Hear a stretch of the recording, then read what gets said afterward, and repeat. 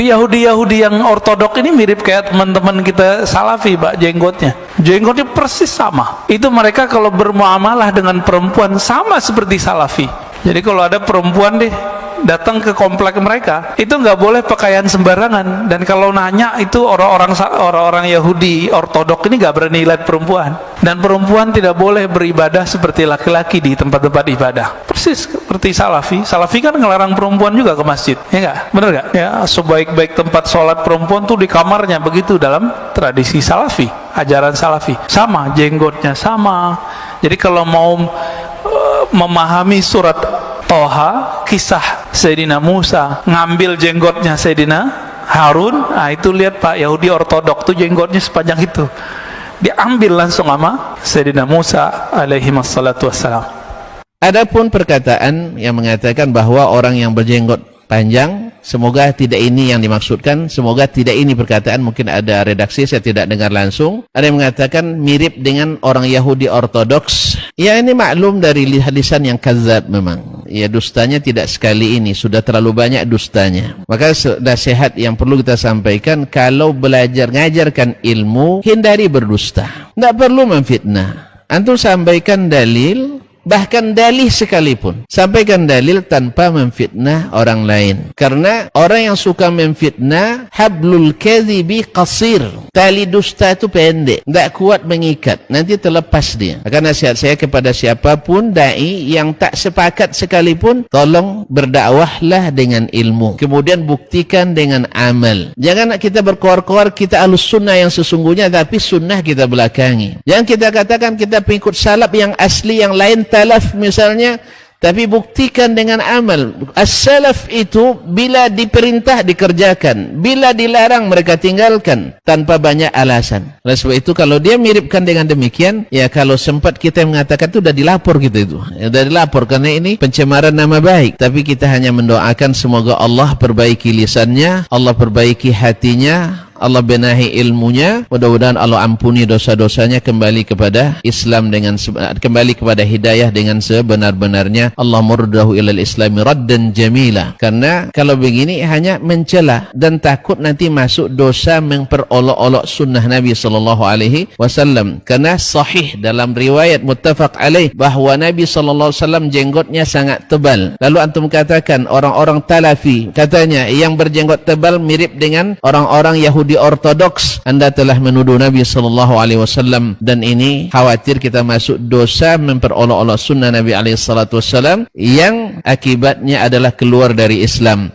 Oleh sebab itu semoga Allah kembalikan lisannya menjadi lisan yang shadiq, hatinya menjadi hati yang mukmin, dan matanya jangan selalu berkhianat, pura-pura memuji tetapi melambung ke atas lalu dihentakkan ke bawah. Dari mukaddimahnya sering bagus, masya Allah kita tidak membenci, tapi di dalamnya disuntik dengan racun arsenik yang mati pasti walaupun pelan dan tidak diketahui. Semoga Allah SWT berikan hidayah kepada siapapun yang mengatakan ini, karena dustanya sudah terlalu banyak disebarkan di media sampai mengatakan siapa yang pelajari tauhid buku Syekh Muhammad Saleh Al-Fauzan nanti akan menciptakan zombie-zombie yang siap mengisap darah kaum muslimin. Ini fitnah auzubillah. Ini fitnah auzubillah. Fitnah auzubillah tadi kita sudah katakan berapa banyak sekolah kita yang mengajarkan itu, alhamdulillah tak ada zombie. Dan siapa yang naik dan umrah dan haji ke Makkah dan Madinah, alhamdulillah tak ada yang hilang akalnya karena stres melihat zombie-zombie yang berjalan di sana. Allah musta'an. Tapi subhanallah masih banyak juga yang supporternya, banyak juga followersnya, banyak juga subscribersnya. Semoga Allah SWT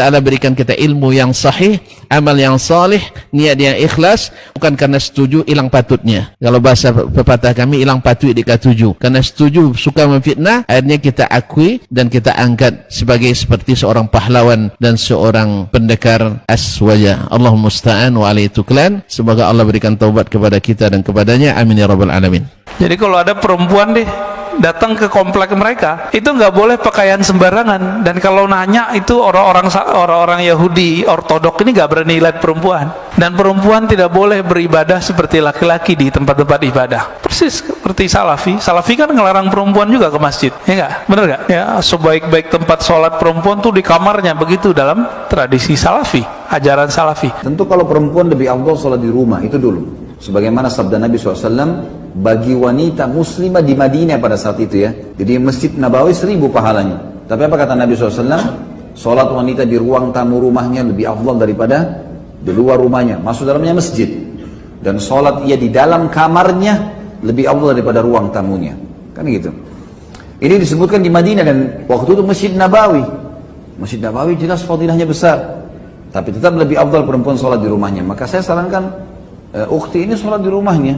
Rasul sallallahu alaihi wasallam mengatakan salatul mar'ati fi baitiha khairun min salatiha fi masjidi qaumiha. Salatnya seorang perempuan itu di rumahnya lebih baik daripada salat dia di masjid kampungnya. Ini Nabi alaihi salatu wasallam bersabda di Madinah. Kan di Madinah itu ada beberapa masjid di kampung. Kayak ada Masjid Quba ya, ada Masjid Bani Salim yang jadi masjid kiblaten tuh. Sebagian salat di sana, tapi sebagian ingin salat di Masjid Nabawi. Di Masjid Nabawi pahalanya berapa? 27 kali 1000 sekali sholat di sana. Kalau berjamaah tinggal ditambahkan. Maka para wanita ingin sholat di Masjid Nabawi. Nabi mengatakan sholatnya dia di rumahnya lebih sallallahu alaihi wasallam lebih baik daripada sholat dia di masjid kampungnya. Wa sholatuha fi masjidi qaumiha khairun min sholatiha fi masjidi. Dan sholatnya wanita di masjid kampungnya lebih baik daripada sholat dia di masjidku, kata Rasul sallallahu alaihi wasallam.